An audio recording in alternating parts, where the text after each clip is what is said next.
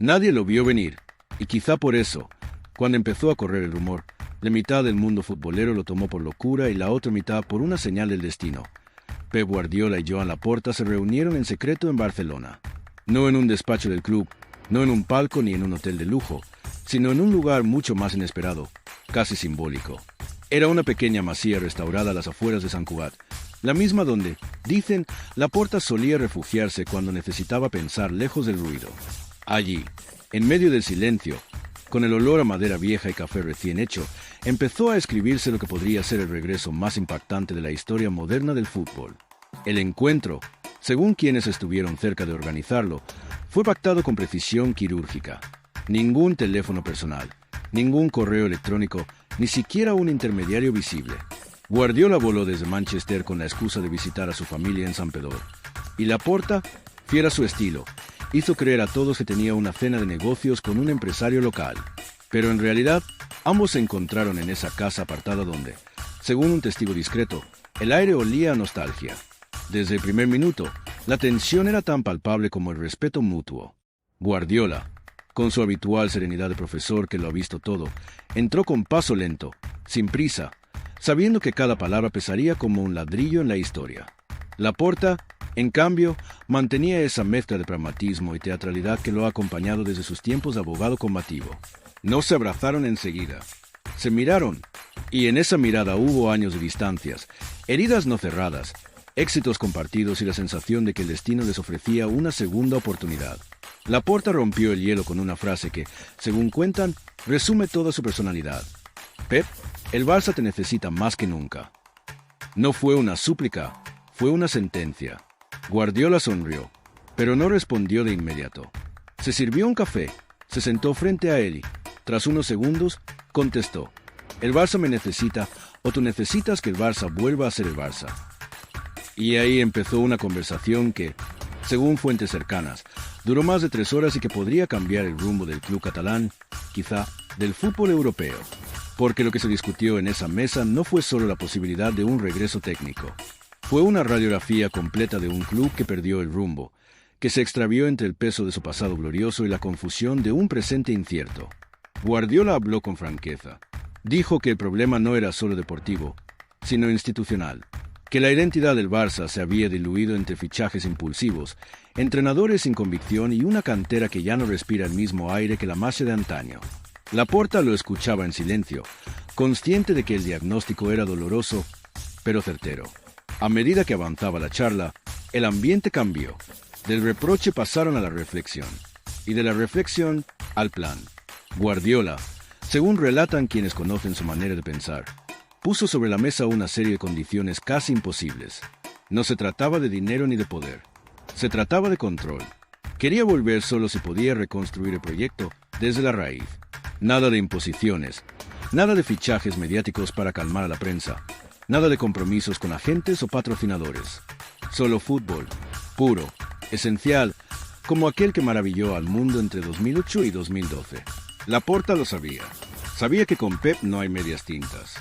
Si vuelve, lo hace para ganar y para transformar. Pero también comprendía que el Barça actual no es el mismo que dejó hace más de una década. Las deudas lo ahogan. El vestuario ha perdido jerarquías naturales y la afición está dividida entre la nostalgia del pasado y el pragmatismo del presente. Sin embargo, Laporta tiene algo que muchos no: instinto político. Y cuando ve una oportunidad de redención, la persigue como un tiburón huele la sangre.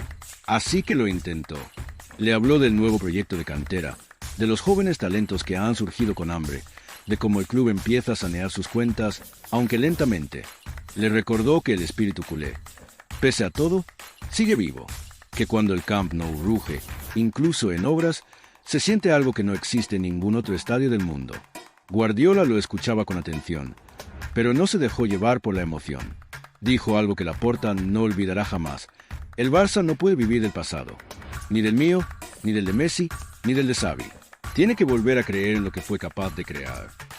Esa frase lo cambió todo, porque Laporta entendió que Pep no hablaba desde la nostalgia, sino desde la visión. No quería revivir lo que fue, sino reinventarlo. Y esa idea, poderosa y peligrosa a partes iguales, empezó a encender las alarmas en todo el entorno. Alguien filtró la información, tal vez un asesor, tal vez un empleado demasiado curioso, y en cuestión de horas, los rumores explotaron en las redes. Reunión secreta Guardiola-Laporta. Los periódicos se lanzaron sobre la historia como halcones sobre una presa. Lo curioso es que ninguno de los dos lo desmintió. Ni una palabra, ni una foto, ni un gesto público. Silencio absoluto. Y en el fútbol, cuando el silencio se alarga, el misterio se multiplica. Los aficionados comenzaron a conectar puntos. Guardiola con contrato hasta 2026 en el Manchester City, Laporta buscando un golpe de efecto tras las turbulencias deportivas y judiciales, y un Barça que, pese a los esfuerzos, sigue sin encontrar una identidad sólida. Todo encajaba demasiado bien como para ser casualidad. Mientras tanto, en Inglaterra, los medios comenzaron a hacer sus propias cábalas. Algunos periodistas cercanos al City afirmaban que Pep llevaba semanas mostrando un cansancio inusual, que, aunque seguía obsesionado con la perfección táctica, algo en su mirada había cambiado. Quizá la sensación de ciclo cumplido. Porque si hay algo que define a Guardiola es su incapacidad para estancarse. Lo suyo no es el conformismo. Lo suyo es la reinvención constante. Y después de conquistar Inglaterra y Europa, ¿qué reto queda más grande que volver a casa y devolver al Barça su alma perdida? Laporta, por su parte, jugaba su propio ajedrez. No quería precipitarse, pero sabía que cada día contaba. En los despachos del club, algunos directivos miraban con recelo la posibilidad. Temían que el regreso de Pep significara el fin de su influencia. Otros, en cambio, lo veían como la única salida real al laberinto. Y, entre susurros, empezó a circular un documento interno que muchos ya llaman el Plan Guardiola. Una hoja de ruta confidencial que contempla una reestructuración total del club desde la cantera hasta la dirección deportiva. Y si ya estás flipando con esto, suscríbete, que lo que viene es aún más fuerte. Porque las piezas que se están moviendo detrás del telón son de proporciones históricas. Según fuentes cercanas a la cúpula, Guardiola habría solicitado una lista de jóvenes talentos que podrían convertirse en la columna vertebral del nuevo proyecto. Habló de Lamine Yamal, Gavi, Balde, Fermín y algunos nombres menos conocidos que, según él, podían ser los nuevos Iniesta o Busquets si se les da el contexto adecuado. Pero también advirtió, si vuelvo, no quiero ídolos de cartón. Quiero jugadores que respiren fútbol y entiendan el sacrificio de vestir esta camiseta. Esa exigencia, tan suya, se extendía también al entorno. Guardiola dejó claro que no trabajaría bajo presiones políticas ni interferencias externas. Y Laporta, aunque lo miraba con una mezcla de admiración y resignación, comprendía que, si realmente quería traerlo de vuelta, debía renunciar a ciertas batallas. La conversación continuó hasta entrada la madrugada. Se habló de fichajes, de filosofía, de la situación económica, incluso del nuevo estadio. Y, entre cafés y silencios, Laporta lanzó la pregunta final. Entonces, Pep, ¿te veré en el banquillo del Barça otra vez? Guardiola lo pensó unos segundos, se levantó, se acercó a la ventana y dijo algo que quedó grabado como un eco en la habitación. Solo si el Barça vuelve a ser más que un club. Esa frase, tan simple, resume el dilema. No se trata solo de si Guardiola regresará, sino de si el Barça está dispuesto a volver a ser aquello que lo hizo único. Porque, más allá de los títulos, lo que Pep construyó en su primera etapa fue una identidad. Un modo de entender el fútbol como un arte colectivo, una coreografía precisa donde cada pase era una idea y cada movimiento, una declaración. Recuperar eso no es cuestión de dinero ni de marketing. Es una cuestión de alma. Los días siguientes fueron un torbellino.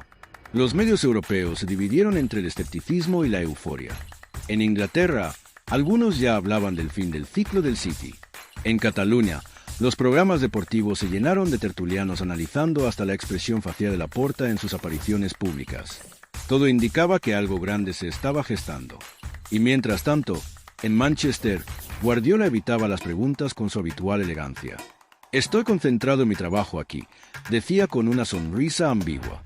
Pero su tono, su mirada, su lenguaje corporal parecían contar otra historia. Los jugadores del City, según algunas fuentes, ya percibían que el técnico no era el mismo. No por desmotivación, sino por distracción. Como si una parte de él estuviera ya viajando mentalmente de vuelta al Camp Nou. En Barcelona, Laporta se movía con cautela. Sabía que cualquier paso en falso podía romper el delicado equilibrio de las negociaciones. Pero también sabía que el simple rumor del regreso de Guardiola había generado una ola de ilusión que el club no experimentaba desde hacía años. Y en política, Y el fútbol, al fin y al cabo, es política pura, la ilusión es poder.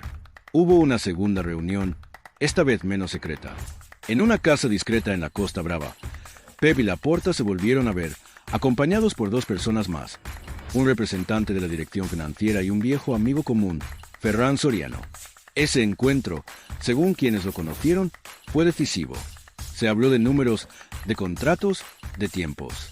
Y, sobre todo, de cómo blindar el proyecto ante las inevitables presiones externas. Lo más fascinante es que, en ningún momento, Guardiola mencionó su salario. No lo necesitaba. Lo que quería era autonomía. Quería ser, de nuevo, el arquitecto total. Y Laporta, consciente de que ningún otro entrenador del mundo podía devolver al Barça su identidad perdida, estaba dispuesto a ceder. Mientras el reloj se acercaba a la medianoche, Pep se levantó, miró a Laporta y dijo: «Si aceptas mis condiciones, nos vemos en julio». Laporta, sin dudar, respondió: «Hecho». Y sellaron el pacto con un apretón de manos. Sin contratos, sin cámaras, sin testigos. Solo dos hombres que, una vez más, decidían cambiar el destino del Barça con una promesa. Desde entonces, las señales se han multiplicado. Guardiola ha evitado comprometerse públicamente con el City más allá de esta temporada. Laporta ha pospuesto decisiones clave en el banquillo actual. Y los aficionados, entre la esperanza y la incredulidad, sueñan con ver a Pep regresar al banquillo del que nunca se fue del todo. Pero el regreso no sería simplemente un acto romántico. Sería un desafío monumental. Porque reconstruir el Barça actual implica más que un cambio de entrenador. Implica desmontar estructuras viciadas, replantear la formación, redefinir el ADN competitivo y resistir las presiones de un entorno que siempre exige más de lo que permite. Y aún así, si alguien puede hacerlo, ese es Pep Guardiola. El hombre que convirtió un equipo en una sinfonía, que demostró que la belleza y la eficacia no son opuestos, que enseñó al mundo que ganar también puede ser un acto de inteligencia colectiva. Si ese hombre decide volver, el fútbol entero lo sentirá.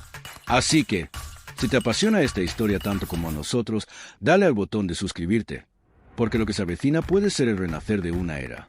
Y cuando eso ocurra, querrás decir que tú lo escuchaste aquí primero. Porque el fútbol, al final, es eso, una mezcla de destino, talento y fe. Y a veces, cuando las piezas se alinean, los milagros ocurren dos veces. Guardiola y Laporta lo saben. El mundo del fútbol también.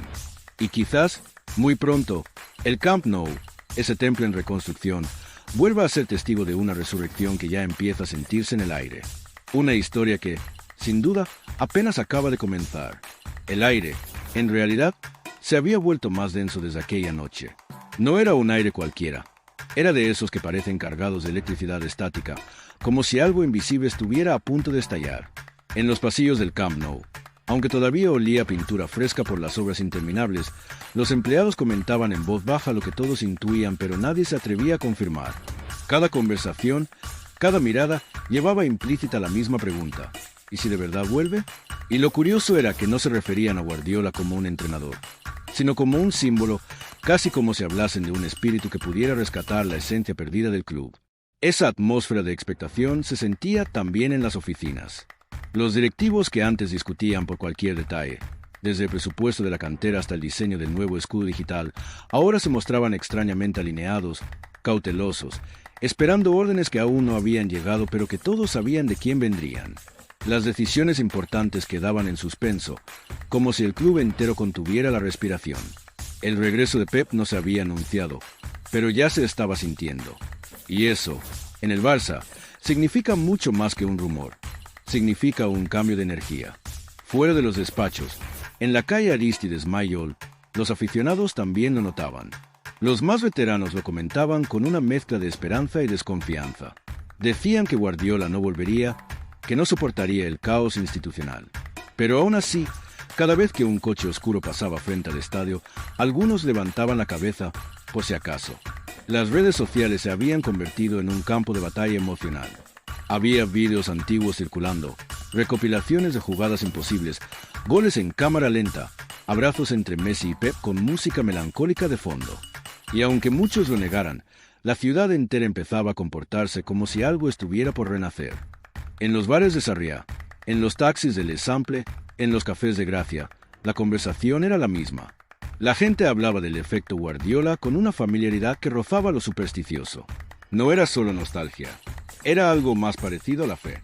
Decían que si volvía, volverían también la elegancia, el control, el toque, el respeto por la pelota. Que el club recuperaría su alma y que todo lo que hoy parecía gris volvería a brillar con aquel fútbol que transformó a 11 jugadores en una orquesta sin director visible, pero con una batuta invisible en cada pase, dentro del club. Sin embargo, la situación era mucho más compleja. Los departamentos de marketing ya habían empezado, discretamente, a planificar lo que llamaban el regreso del genio. No en términos de anuncios, sino de estrategia de identidad. Sabían que, si Pep volvía, la marca Barça podría renacer no solo futbolísticamente, sino emocionalmente. Los patrocinadores, hasta entonces fríos y calculadores, habían comenzado a mostrar un interés repentino. Algunos incluso enviaron propuestas condicionadas. Si Guardiola vuelve, estamos dentro. Laporta leía esos correos con media sonrisa. Sabía que el fútbol moderno se movía por emociones tanto como por cifras, y que Guardiola representaba ambas cosas, romanticismo y rentabilidad. Mientras tanto, en la ciudad deportiva, algunos miembros del personal que habían trabajado con Pep en el pasado habían empezado a revisar viejos informes, planes de entrenamiento, metodologías, estructuras de cantera. Uno de ellos, un preparador físico veterano, confesó en voz baja que al tocar aquellos papeles sintió algo parecido a la nostalgia de un soldado que vuelve al campo donde aprendió a luchar. Cuando Pepe estaba aquí, dijo, todo tenía sentido. Hasta correr sin balón tenía sentido. Esa frase, aparentemente simple, fue repetida varias veces entre los pasillos, como un recordatorio de lo que se había perdido, el entorno de Laporta. Sin embargo, sabía que la operación no podía hacerse visible. Cualquier filtración podía dinamitarlo todo. Los contactos con Guardiola seguían a través de intermediarios muy reducidos, personas de absoluta confianza. Se hablaba en clave, se usaban canales discretos. Las reuniones eran improvisadas, a veces en casas privadas, otras en restaurantes donde la discreción costaba más que la comida. Cada detalle se cuidaba con obsesión, porque ambos sabían que lo que estaba en juego no era solo un regreso deportivo, sino una reconstrucción emocional. Y aún sin avanzar un solo día, la tensión crecía. Guardiola había dejado caer, en una conversación privada, que ya tenía visualizado su primer entrenamiento si volvía. Un rondo. Pero no uno cualquiera, sino aquel que solía durar 40 minutos, con los jugadores sudando, riendo, sobre todo, aprendiendo sin darse cuenta. Ese rondo que no era un simple ejercicio, sino una metáfora de su fútbol. Nadie escapa del balón. Todos piensan, todos participan. Si recuperamos el rondo, dijo, recuperamos el alma.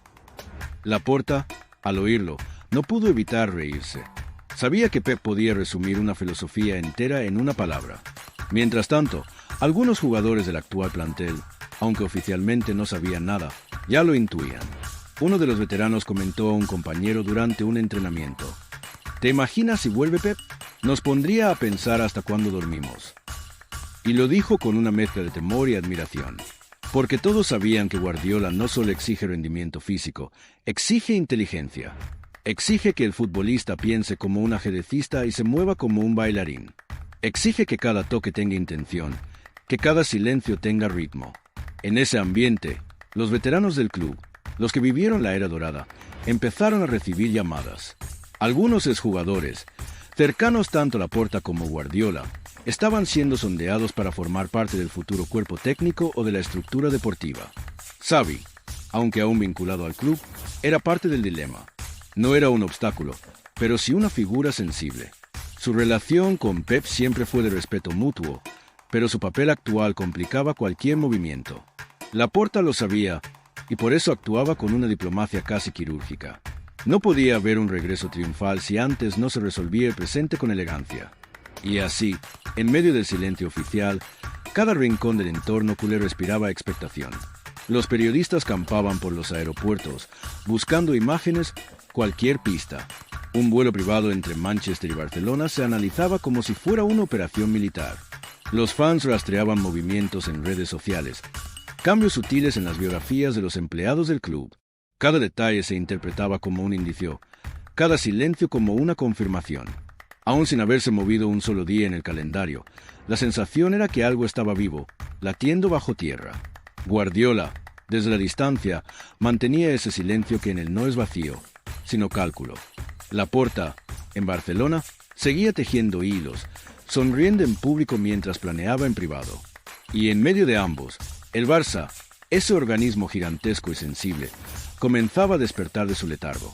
Y si lo piensas bien, todo esto, las reuniones, los silencios, las miradas, las señales, tiene el ritmo de un preludio. Como si el fútbol entero se hubiera detenido justo antes del primer acorde. Porque cuando Guardiola y Laporta comparten una misma idea, el resto del mundo suele acabar siguiéndola. Y esta vez, la idea no era solo ganar. Era recuperar una manera de sentir el fútbol. El aire seguía denso, sí, pero también lleno de promesas. De esas que todavía no se pronuncian, pero que ya se pueden oler. Y en esa calma previa a la tormenta, el silencio tenía nombre y apellido: Josep Guardiola.